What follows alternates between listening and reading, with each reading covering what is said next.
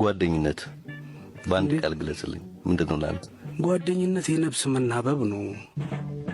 ሰው ማለት በቃ ከንቱ የሚሞተውን ስታይ ታዝናለህ። እኔ ብዙ ጊዜ ኢብን እናቴ ስትሞት ያለቀስኩት ለሰው ልጅ ነው።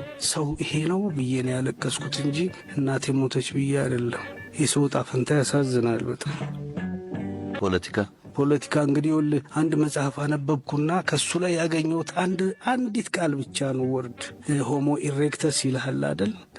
ከዛ በፊት ሆሞ ሳፒየንስ አሉ ምናምን የዚህ ዘመን ሰው ምን ይባላል ይልና ሆሞ ፖለቲከስ ነው ይልሃል።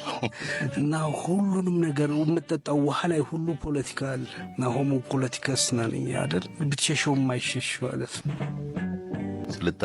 ስልጣኔ ሰው ማክበር ነው፣ ሰው መውደድ፣ ወደ መላእክት መጠጋት ነው። ከቻልክ እንስሳዎቹንም ከሰው አልፈህ እንስሳዎቹንም የምታከብርበትና የምትወድበት።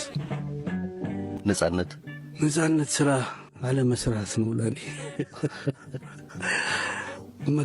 በይበልጥ መቀጠር 10 ዓመት ሆኖኛል ነጻነትን ከቀመስኳት። አሁን እንደፈለግኩ ተኛለሁ፣ በፈለግኩት ሰዓት ተነስቼ ራሴን ስራ እሰራለሁ። ግን ዞሮ እሱም ውስጥ ባርነት አለው። ለካ መስራት አለብህ። የራስህ አለቃ ከራስህ ውስጥ ይወጣል። የራስህ ምንዝር ከራስህ ውስጥ ይወጣል። አዛዥና ታዛዥ ለሁለት ተከፍለ ቁጭ ትላለህ።